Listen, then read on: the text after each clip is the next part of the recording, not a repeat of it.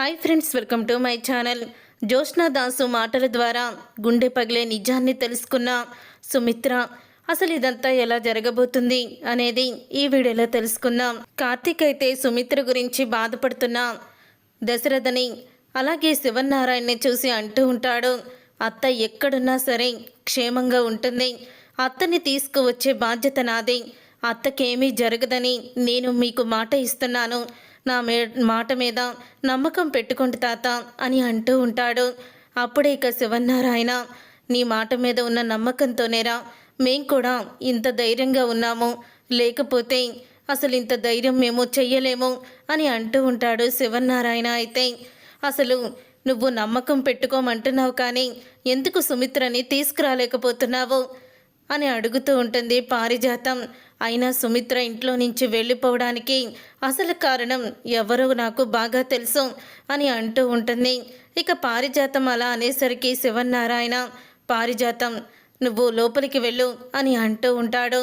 ఇంతలో ఇక జ్యోత్స్న అయితే బావ ఏంటో అబద్ధం చెప్తున్నాడని అనిపిస్తుంది, దీపేమో పనికి రాలేదు, బావ మాత్రం ఇక్కడికి వచ్చి తన పనులు తను చేసుకుంటూ వెళ్ళిపోతున్నాడు, కనీసం మమ్మీ కనిపించలేదని ఇంత కూడా బావకి బాధ లేదు, బావ ఒకవేళ మమ్మీ కనిపించకపోతే ఇంత ప్రశాంతంగా ఇంట్లో పనులు ఎందుకు చేస్తాడు, వీళ్ళకి అంత ధైర్యంగా ఎందుకు ధైర్యాన్ని చెప్తాడు అని అనుకుంటూ ఉంటుంది జ్యోత్స్న. నాకు తెలిసి దీప రాకపోవడానికి ఏదో కారణం ఉంది, అందుకని బావ కూడా ఇంత సైలెంట్గా ఉన్నాడు, ఒకవేళ మమ్మీ వీళ్ళకి దొరికేసిందా, వీళ్ళ ఇంటి దగ్గరే ఉందా, వీళ్ళ ఇంటి దగ్గరే ఉన్న మూలనే దీప ఇక్కడికి రాలేదేమో, బావంతికి అంత ధైర్యంగా మమ్మీని వెతకకుండా ఇక్కడే ఉండి తన పని తను చేసుకెళ్ళిపోతున్నట్టున్నాడు, ఎలాగైనా సరే కనిపెట్టాలి, ఒకవేళ మమ్మీ వీళ్ళ దగ్గరే ఉండి నా డాడీకి తాతయ్యకి నిజం చెప్పలేదంటే దీన్ని నేను మంచి అవకాశంగా వాడుకోవచ్చు, వాళ్ళని శాశ్వతంగా ఇంటి నుంచి దూరం చెయ్యొచ్చు అని అనుకుంటూ ఉంటుంది జ్యోత్స్న.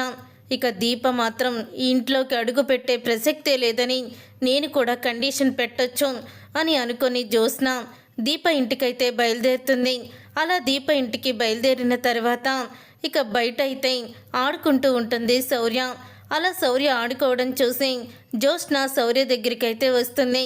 అలా శౌర్య దగ్గరికి వచ్చి జ్యోత్స్న అయితే అడుగుతూ ఉంటుంది, ఏం చేస్తున్నావు శౌర్య అని అడుగుతూ ఉంటే, ఏం లేదు జో, ఆడుకుంటున్నాను అని అంటూ ఉంటుంది శౌర్య. అప్పుడు ఇక కాంచన శౌర్యని అలాగే జ్యోత్స్నని చూస్తుంది.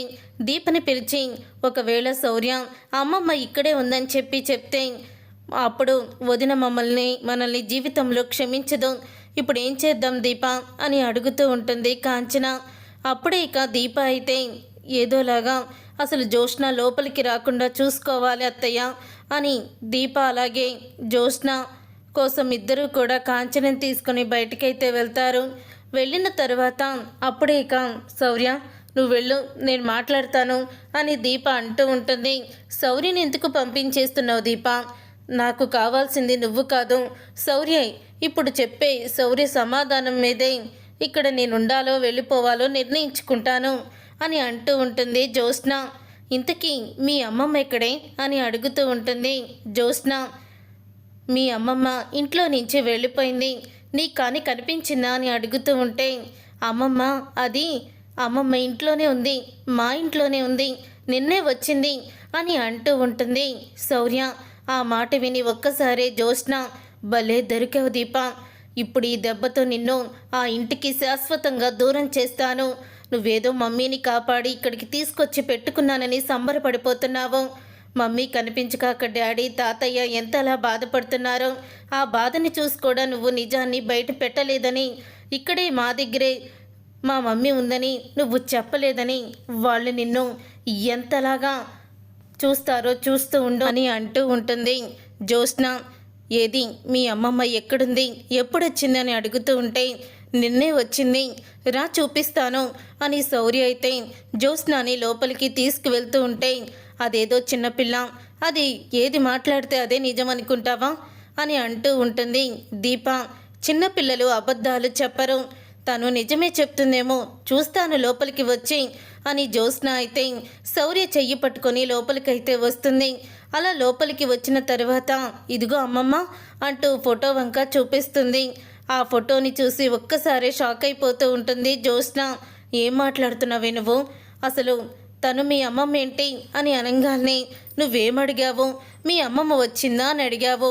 మరి మా అమ్మమ్మ తనే తనే మా అమ్మమ్మని మా నానమ్మ కూడా చెప్పింది, పెదనానమ్మ.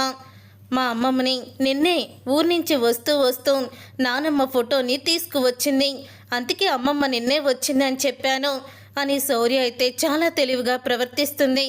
అప్పుడే శౌర్య మాటలకి దిమ్మ తిరిగిపోతుంది జ్యోత్స్నాకి. ఇక దిమ్మ తీరిపోయి నిజంగానే తను మీ అమ్మమ్మ అని అంటూ ఉంటే అవును మా అమ్మమ్మే, నీకు అందులో డౌట్ ఎందుకు జో అని అంటూ ఉంటుంది శౌర్య. తర్వాత ఇక జ్యోత్స్న అయితే ముఖం మార్చుకొని ఇక వెనక నుంచి వెళ్ళిపోతూ ఉంటుంది. అప్పుడే అది చూసి సుమిత్ర అయితే స్పృహలోకి వస్తుంది జ్యోత్స్న మాటలు విని. జ్యోత్స్న వచ్చినట్టుందేంటి, నేను వచ్చినట్టు వీళ్ళు చెప్పేశారా అని చాటుగా చూస్తూ ఉంటుంది సుమిత్ర. అప్పుడే ఇక జ్యోత్స్నని మా అమ్మ ఇక్కడికి వస్తే మీరు చెప్పకుండా దాచిపెడితే మాత్రం ఊరుకోను, మా మమ్మీ మీకు కనిపిస్తే ఖచ్చితంగా నాకు చెప్పి తీరాలి అని జ్యోత్స్న చెప్పేసి వెళ్ళిపోతుంది. అమ్మ మీద ప్రేమే ఉంటే ఆ రోజు మీ అమ్మ ఇంట్లో నుంచి వెళ్ళిపోతాం చూసి కూడా నువ్వు ఆపలేదు కదే, ఇప్పుడొచ్చి మా మీద ఎగురుతున్నావేంటి అని కాంచన అడుగుతూ ఉంటుంది.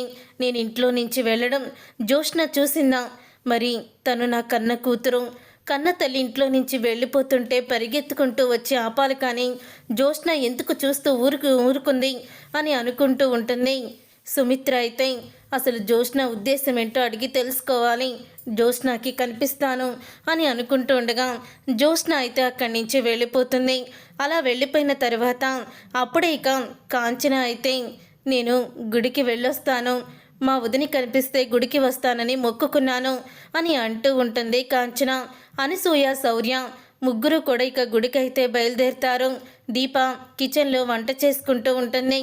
ఇంతలో స్పృహ వచ్చిన సుమిత్ర అయితే జ్యోత్స్నని ఎలాగైనా సరే కలిసి మాట్లాడాలని తన కారు వెనకాలే వెళ్ళమని సుమిత్ర దీపకి చెప్పకుండా బయటికి వచ్చి ఆటో ఎక్కుతుంది. ఇక ఆటో ఎక్కి జ్యోత్స్న కార్ని ఫాలో అవుతూ ఉంటుంది. అప్పుడే ఇక జ్యోత్స్న కారుకి ఎదురుగా దాసు అయితే కనపడతాడు జ్యోత్స్నకి. అప్పుడే ఇక జ్యోత్స్న దాసు దగ్గరికి వెళ్ళి అడుగుతూ ఉంటుంది, ఏంటి పొద్దు పొద్దున్నే రోడ్డు మీద పడ్డావు అని అనగానే సుమిత్ర వదిన్ని వెతుకుతున్నాను అని దాసు అంటాడు. ఏంటి సుమిత్ర వదిన్ని వెతుకుతున్నావా? ఆవిడ్ని వెతకడం నీకేం లాభం అని అంటూ ఉంటుంది జ్యోత్స్న. అప్పుడే ఇక ఆ మాట విని అంటూ ఉంటాడు దాసు. ఇంతలో ఆటోలో వస్తూ సుమిత్ర కూడా అక్కడ వినేస్తుంది వాళ్ళ మాటల్ని. సుమిత్ర కన్న తల్లి కాదు కదా, అందుకనే నీకు కనీసం పెంచిన మమకారం కూడా లేదు, నువ్వు అలాంటి నరరూప రాక్షసివి, నీకు ఒక ఫీలింగ్స్ అంటూ ఏమీ లేదు అని అంటూ తిడుతూ ఉంటాడు దాసు అయితే.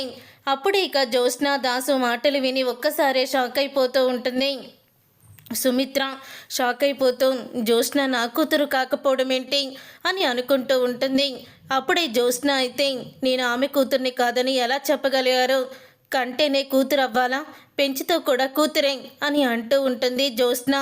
నేను చూస్తూనే ఉన్నానే నువ్వెలా పెరిగావో అని, డబ్బులు కట్టడం మధ్యలో పెరిగావో, డబ్బుల కోసం ఎంతైనా తెగిస్తున్నావో అని అంటూ దాసు చెప్తూ ఉంటాడు.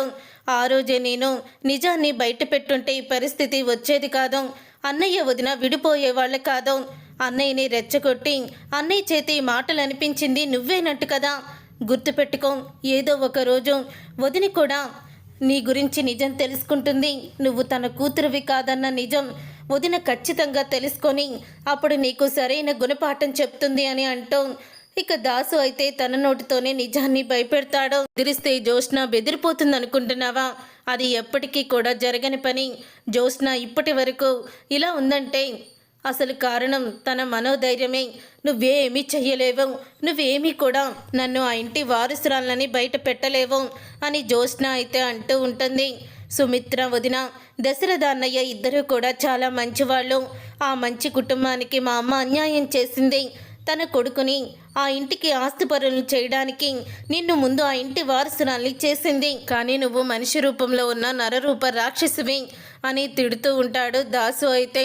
సుమిత్ర వదినికి ఏదైనా జరగరాంది జరిగితే నేను కూడా అసలు నిజాన్ని బయట పెడతాను, వదిన నీ కూతురు జ్యోత్స్న కాదోను నీ కన్న కూతురు దీప అని వదినికి చెప్పేస్తాను అని అంటూ దాసు అయితే నిజాన్ని బయట పెడతాడు.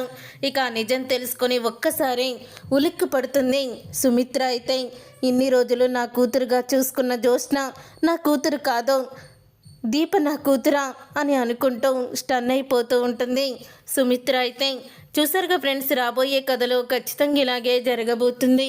మరి ఇలాగే జరగాలని మీరైతే కోరుకుంటున్నారా? అయితే వీడియోని తప్పకుండా లైక్ చేసి ఛానల్ని సబ్స్క్రైబ్ చేసుకొని పక్కనే ఉన్న గంట సింబలపై ఆల్ అని క్లిక్ చేయండి. అప్పుడే మేము పెట్టే ప్రతి వీడియో మీరు మిస్ కాకుండా చూసేవచ్చు.